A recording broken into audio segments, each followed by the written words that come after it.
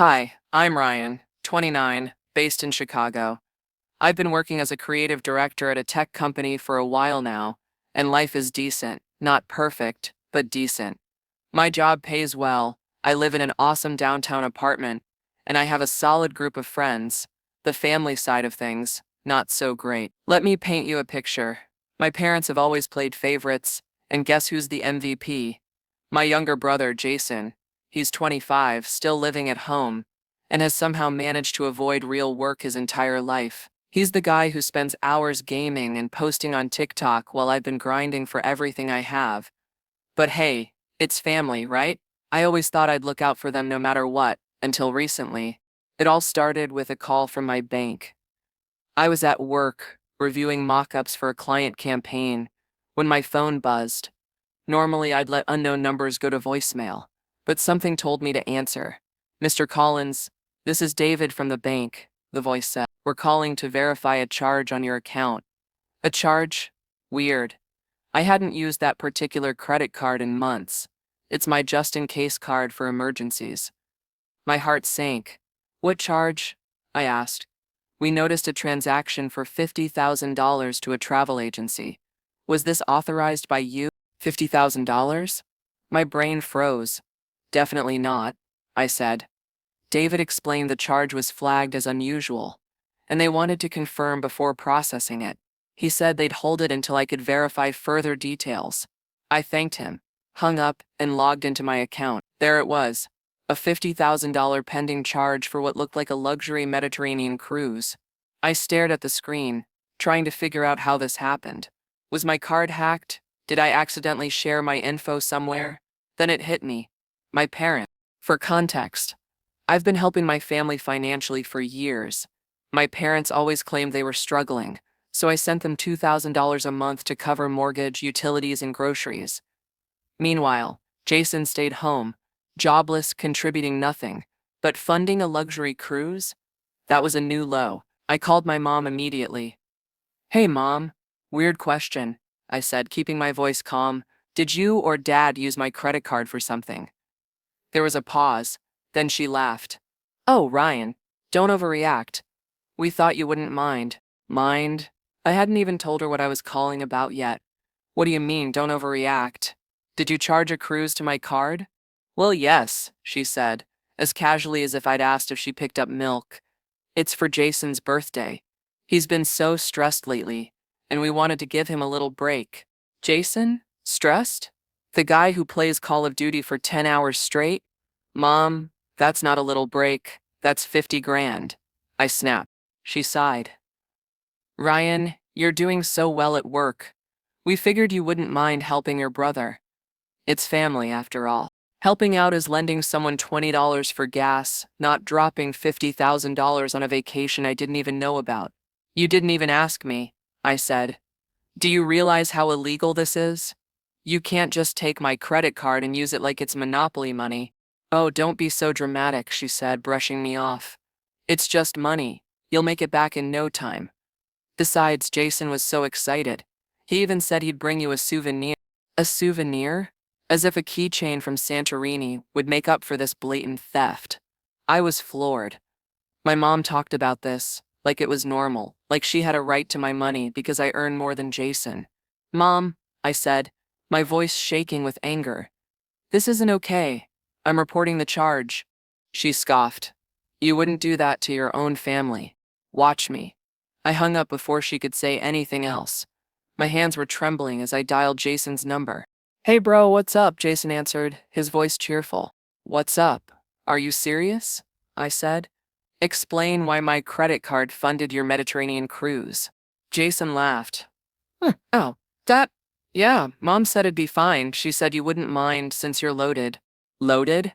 I work my ass off to afford my life. It's not like I have wads of cash lying around for you to blow." "Jason, this isn't fine. It's theft. You stole $50,000 from me." "Stole? Bro, relax. We're family. It's not a big deal. You'll be fine." "Not a big deal?" I was practically shouting. "You spent my money without permission. That's a huge deal." Jason laughed again, like it was all a joke. "You're so uptight, man. Maybe you need a vacation too." That was it. I hung up and called my bank back. I told them the charge wasn't authorized and filed a fraud claim. David assured me they'd investigate and freeze the account in the meantime. When I hung up, I felt a mix of anger and disbelief. My own family had used me, and they didn't even care. The next day, Mom called, furious. Ryan, how could you report the charge? Maybe he'll learn something about consequences, I said. She tried to argue, but I wasn't listening anymore. I hung up, knowing this wasn't the end of it. I thought the $50,000 cruise was bad, but buckle up.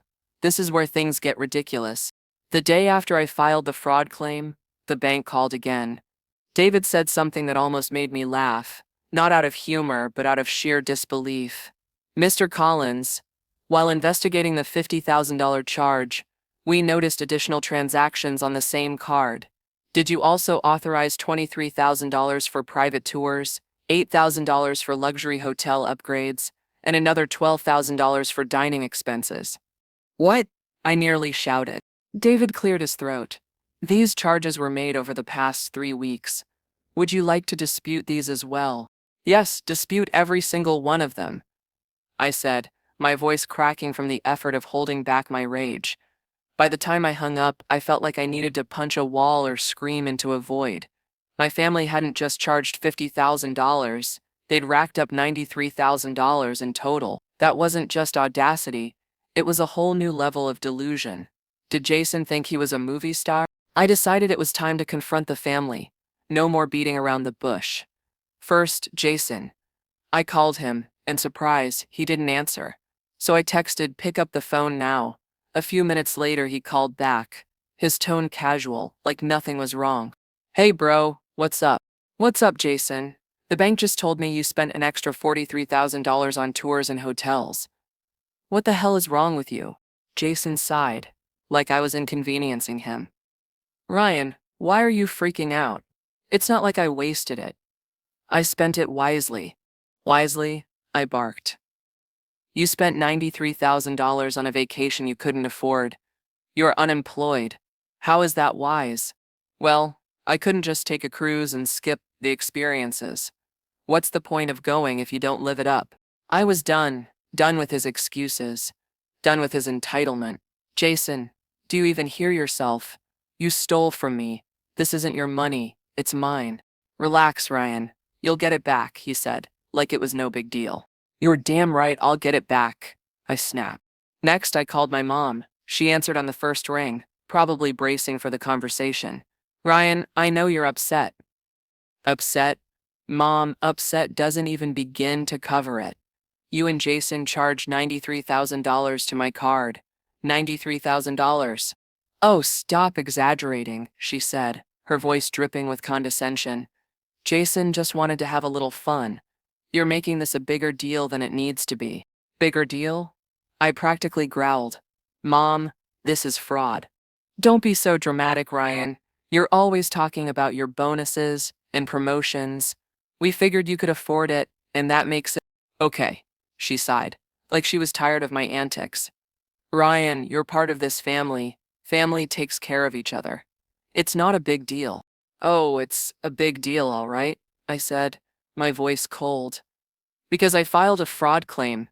The bank is reversing the charges and transferring them to Jason. He'll be the one paying for all of this. There was a long pause. Then she exploded. How could you do this to your own brother, Ryan? You're going to ruin his life. Ruin his life? I repeated, incredulous. He's 25 years old, Mom. Maybe it's time he started taking responsibility for his actions. He's not a kid. He's just a kid, she protested. A kid? Mom, he's not a kid. He's a grown man who stole $93,000 and thought he could get away with it. That's not my fault. That's yours for enabling him. Her tone shifted from anger to pleading. Please, Ryan, don't do this. We'll find a way to pay you back. Just call the bank and undo the claim. I laughed bitterly. Pay me back? With what money? You can't even afford your own bills without my help. No, Mom. This is on Jason now. Maybe this will be the wake-up call he needs. I hung up before she could say anything else. That night, I got a frantic voicemail from Jason. Ryan, what the hell? The bank says I owe them $93,000. You need to fix this. I can't pay that kind of money. Call me back, please. I didn't call him back. Instead, I poured myself a drink, sat on my couch, and let myself enjoy the silence for once. I wasn't cleaning up their messes anymore. The next morning, I woke up to another voicemail. This time from my dad. He's usually the quieter one, the peacemaker in the family, but even he sounded desperate. Ryan, I know you're upset, but don't you think this is a bit harsh? Jason made a mistake. We all make mistakes. Please, son, give him another chance. Call me back. I didn't. By the end of the day, my phone had exploded with calls and texts from my parents and Jason. Every message, some variation of "you're ruining Jason's life," or "how could you do this to us?" But I ignored them all. For the first time, I felt like I was standing up for myself. They'd taken advantage of me for years, treating me like a bottomless wallet, and now they were finally facing the consequences. I wasn't going to fix this for them. After the bank finished their investigation and pinned the $93,000 bill squarely on Jason, I realized it wasn't enough to just stop the theft. I needed to completely cut them off financially. No more monthly payments to help with the bills, no more covering for their irresponsibility, and definitely no more being the family safety net. The next day, I sent a group text to the family. Effective immediately, I will no longer contribute financially to this household. You're all on your own. Within minutes, my phone lit up like a Christmas tree. Mom, Ryan, you can't just abandon your family like this. Jason is going through a lot right now. Jason, wow, guess you're too good for us now, huh? Dad, Ryan, let's talk about this calmly. You're making a mistake. I ignored them all. Instead, I started making plans for myself. First, I decided to move out of my old apartment. It was close to their house, and I'd chosen it originally to be convenient for helping them out. But that convenience had become a leash. It was time for a fresh start. I found a sleek new apartment downtown, bigger, better, and farther away from their nonsense. Signing the lease felt like the first real step toward freedom. I packed up my things that same week, feeling lighter with every box I taped up. Meanwhile, Jason had started spiraling. He called me about a week later, his tone frantic. Ryan, I'm in trouble, man. The collectors are calling nonstop. They're saying I owe 93 grand. I don't know what to do. I let him ramble for a bit, my face completely blank as I stared out the window of my new place. When he finally stopped talking, I said, sounds like a problem you created for yourself. Ryan, come on, he whined. You've got to help me out. Just lend me a few thousand to get the collectors off my back. Lend you a few thousand? I repeated, incredulous. Jason, you stole 93 grand from me. Why on earth would I give you another dime? Because I'm your brother, he snapped, as if that was some kind of magical argument. And what does that mean, exactly? I asked. That I'm supposed to let you rob me blind and then bail you out when it blows up in your face? It wasn't like that, he protested. I thought you wouldn't care. You've got so much money, Ryan. What's 90 grand to you? I couldn't believe what I was hearing. He still didn't get it. Jason, this isn't about the money. It's about the principle. You used me, and now you're paying the price. Good luck. Ryan, please. I hung up and blocked his number. Of course, Jason wasn't the only one freaking out. My parents were in full panic mode too. Mom started leaving me these long, guilt-trippy voicemails every day. Ryan, you're tearing this family apart. How can you sleep at night knowing your brother is suffering? He's your brother, for God's sake. We're supposed to stick together as a family. Stick together? Funny how that only seemed to apply when they wanted something from me. She even showed up at my office one afternoon, completely unannounced. My assistant buzzed me to say there was a woman in the lobby claiming to be my mother. I sighed and told her to send Mom up. She walked into my office looking like she hadn't slept in days. Her hair was messy, her eyes red-rimmed. Ryan, please, she said, her voice cracking. Jason's in trouble. The collectors are going to ruin his life. We need your help. You're the only one who can help him. Please, Ryan. We'll pay you back. I laughed bitterly. With what? What money? You can't even keep up with your own bills without my help. Don't act like you're suddenly going to find 90 grand lying around. Mom's face crumpled. But I didn't feel any sympathy. She'd spent years enabling Jason, covering for him, making excuses for his behavior, and now she wanted me to clean up the mess. No, Mom, I said firmly. This is on Jason. He made his bed, and now he has to lie in it. I'm not fixing this for him. Ryan, please, you're his big brother. He looks up to you.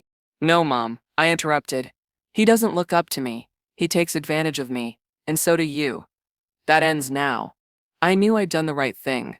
Cutting them off wasn't easy, but it was necessary.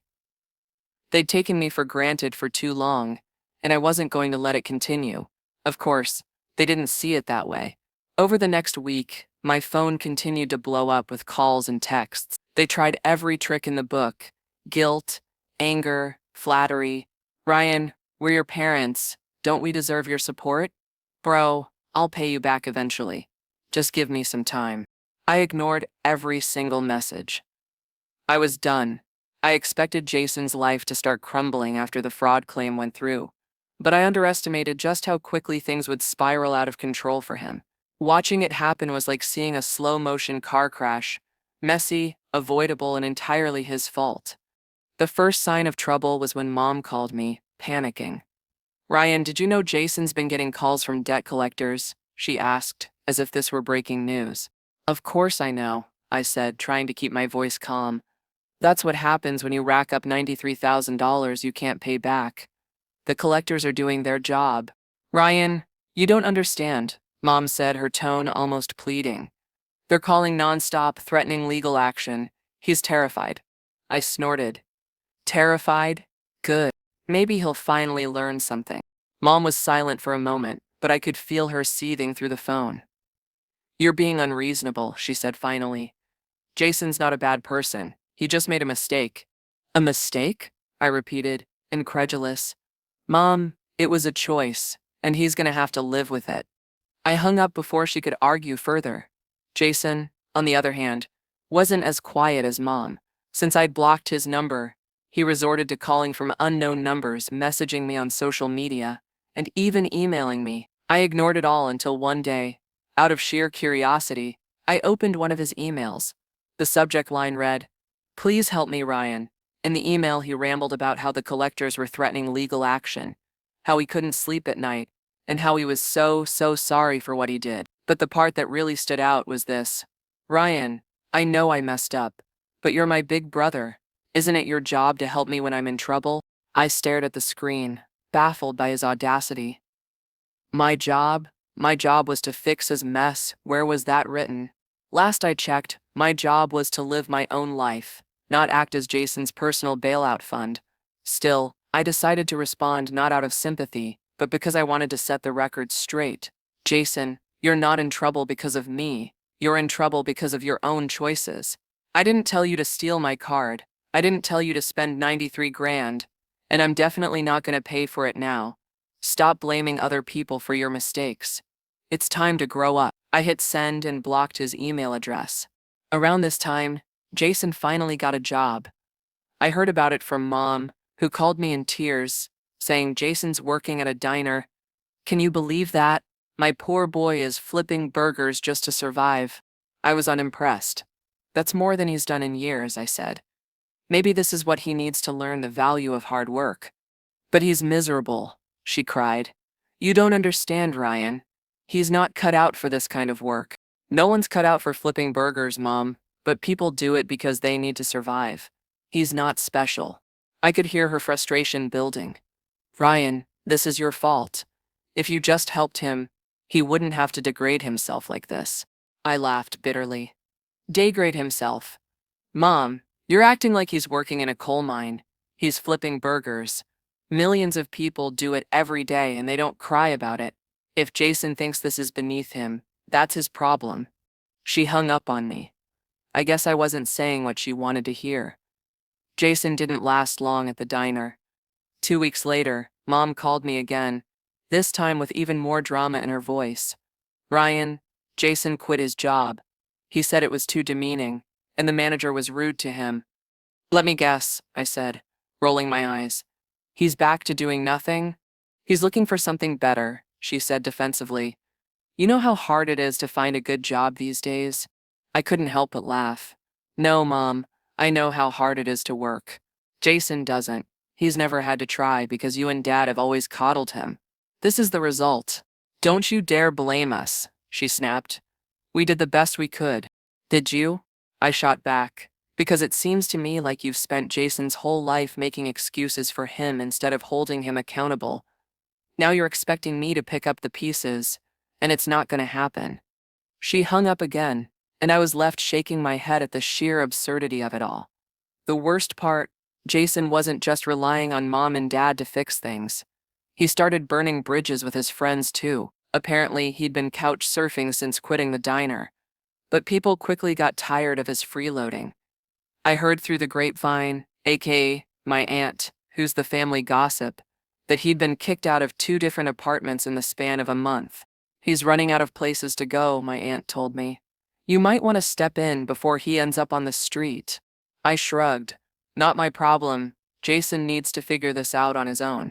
She gave me a disapproving look, but I didn't care. Not anymore. By the end of the month, Jason was screwed.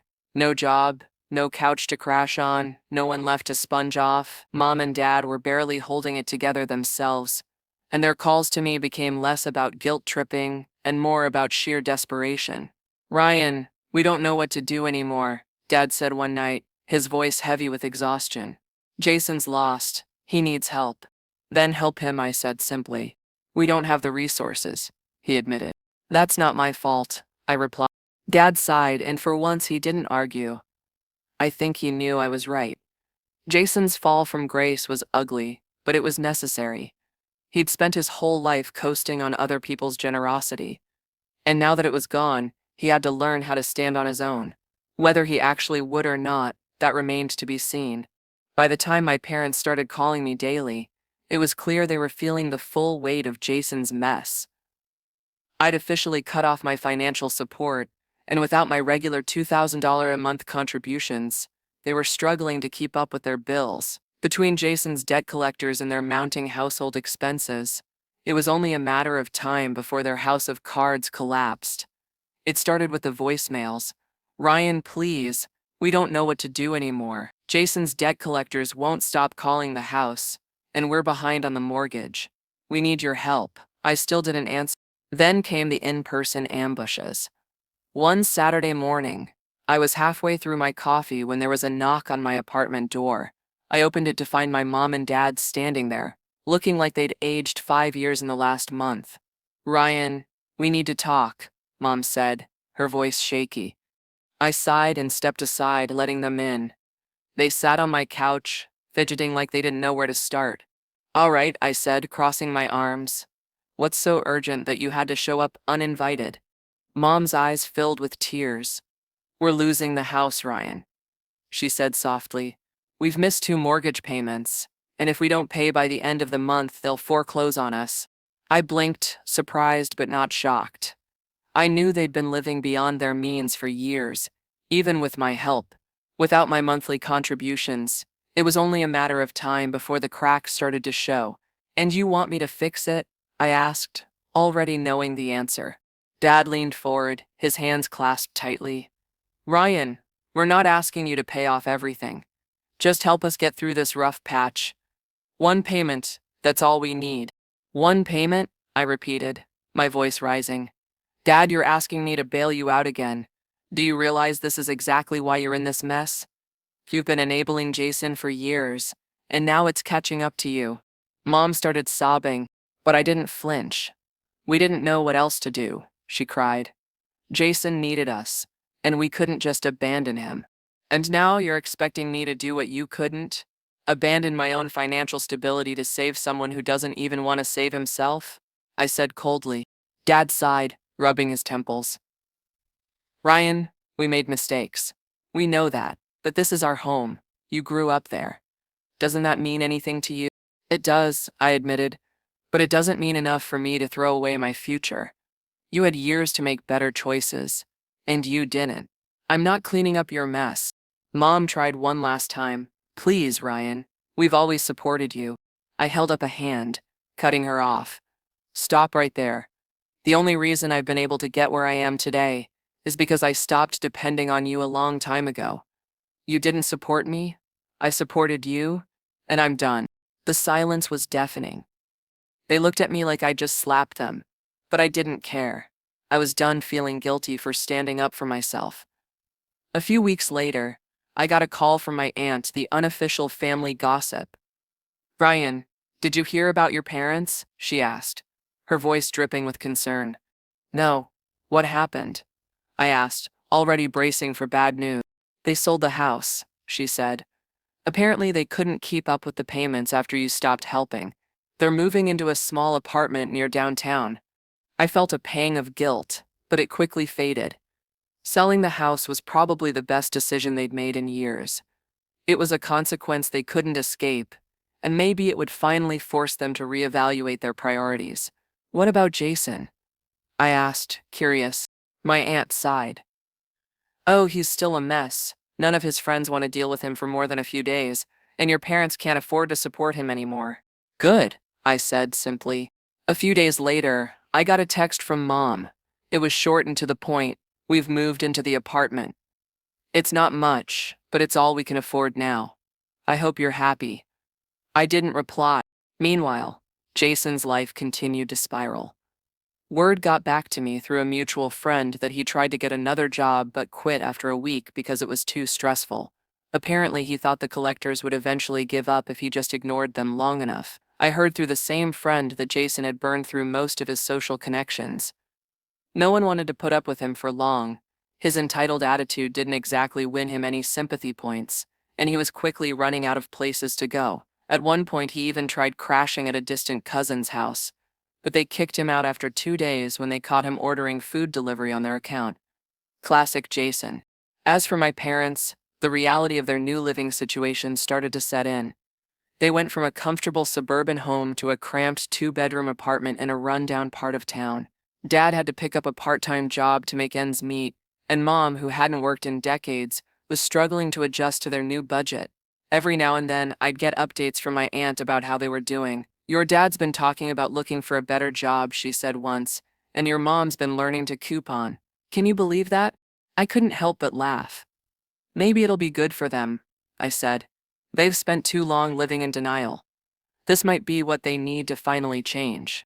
Update: my entitled brother Jason didn't pay the collectors, and things went downhill fast. Hey everyone, it's been a while since my last update, and a lot has happened since I cut off my freeloading family. If you've read my earlier posts, you know the deal. Jason stole $93,000 using my credit card for a luxury cruise, and all the extras, and I filed a fraud claim. The debt got shifted back onto him, and I cut off all financial support to my parents. Well, turns out when you ignore debt collectors, they don't just go away. Who knew? A few months after the fraud claim went through, Jason's brilliant strategy of "if I ignore it, it'll disappear" finally blew up in his face. The collectors escalated things and took him to court. My cousin Sam, the unofficial family reporter, texted me about it. "Jason's being sued, he's losing it, collectors are going after everything." At first, I wasn't going to get involved, but curiosity got the better of me. I showed up at court that day, sat in the back, and watched as Jason tried to squirm his way out of it.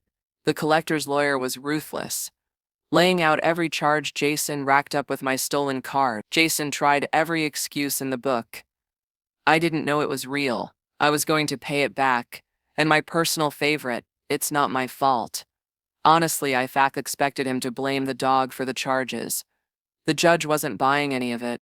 "Mr. Collins, you've ignored every opportunity to resolve this issue, and the evidence is clear," the judge said. "You are liable for the full amount of $93,000 plus court fees. If you cannot pay, the collectors are authorized to pursue wage garnishment and asset seizure." Jason turned ghost white. He started stammering about how he didn't have anything and wasn't trying to avoid it. But the judge just sighed and moved on to the next case. It was oddly satisfying to watch Jason face the reality of his actions. After the court ruling, the collectors wasted no time. Jason's wages, what little he made from his part-time job at a warehouse, started getting garnished immediately. Mom called me about a week later, full of righteous indignation. Ryan, how could you let this happen to your brother? She demanded.